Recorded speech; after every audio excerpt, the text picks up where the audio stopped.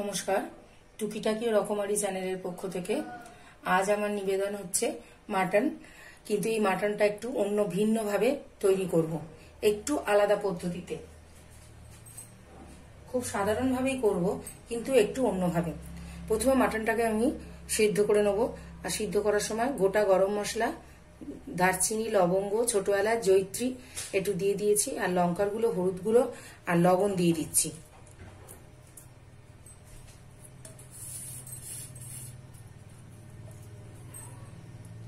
এবার এর মধ্যে কিছুটা পরিমাণ রসুন বাটা দিয়ে দেব।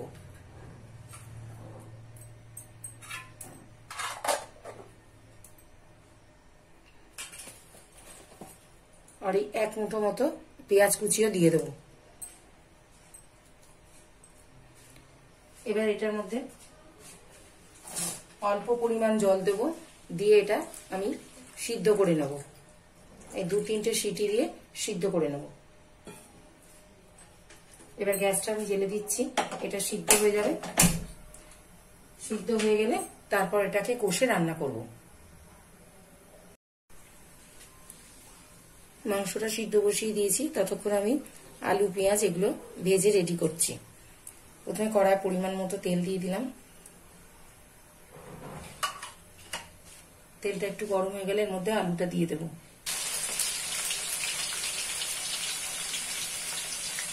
এর মধ্যে একটু লবণ, লঙ্কার গুঁড়ো আর হলুদ গুঁড়ো দিয়ে দিচ্ছি আলুটার মধ্যে।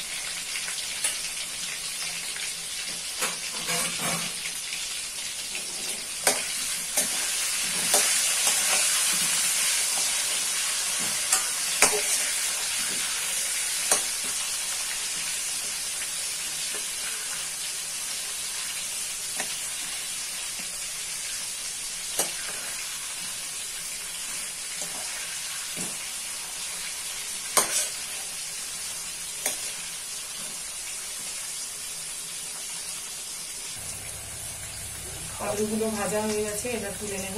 নিয়ে পেঁয়াজগুলো দিয়ে দেবো। এবার এই আলু ভাজার তেলে আমি কিছুটা পরিমাণ চিনি দিয়ে দিলাম। চিনি দিয়ে নিয়ে এর মধ্যে আমি পেঁয়াজগুলো ছেড়ে দিলাম। পেঁয়াজগুলোকে আমি লাল লাল করে ভেজে নেব। এবার এর মধ্যে আমি 2খানা টমেটো দিয়ে দেবো। আর দিয়ে দেবো আদা রসুন পেস্ট।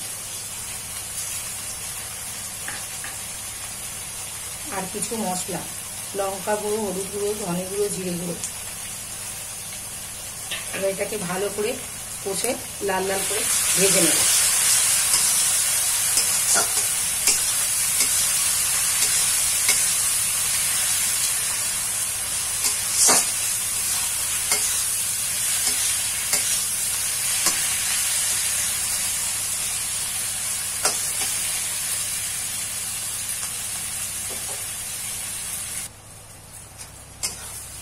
মশলাটা আমার কষানো হয়ে গেছে, পেঁয়াজটাও নরম হয়ে গেছে, ভাজা ভাজা হয়ে গেছে। এবার এর মধ্যে আমি সিদ্ধ করে রাখা মাটনটা দিয়ে দেবো। জলটাকে রেখে দিয়েছি, স্টকটাকে আলাদা করে রেখেছি, পরে ব্যবহার করছি।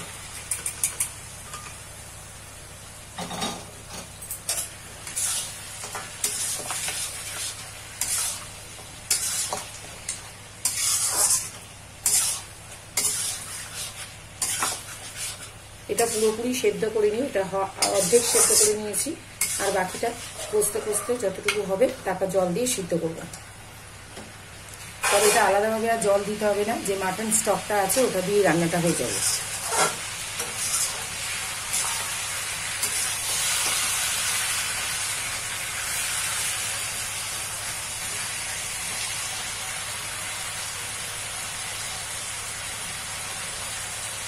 এই কষার সময় আমি এর মধ্যে ভেজে রাখা আলুটাও দিয়ে দেবো।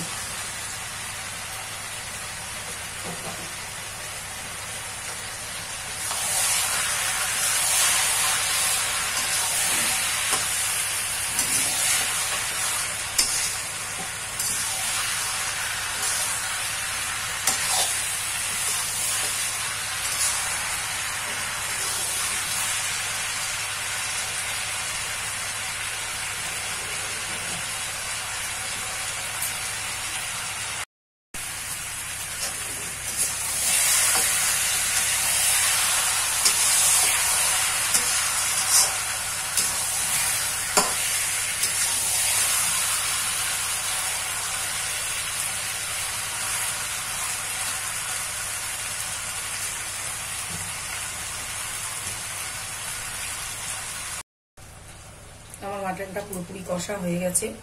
এবার এতে পরিমাণ মতো লবণ দেবো, দিয়ে এবার যে স্টকটা আছে সেই স্টকটা ঢেলে দেবো, দিয়ে এটা সিদ্ধ হতে দেবো।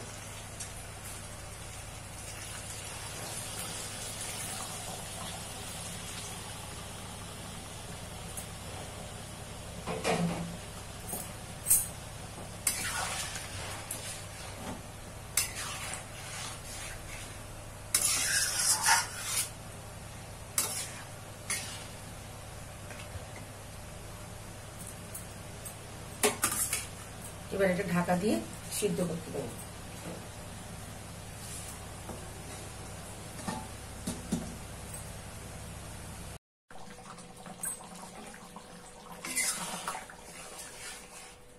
মাংসটা রান্না হয়ে গেছে, এবার আমি একটা পাত্রে এটা ঢেলে দেবো।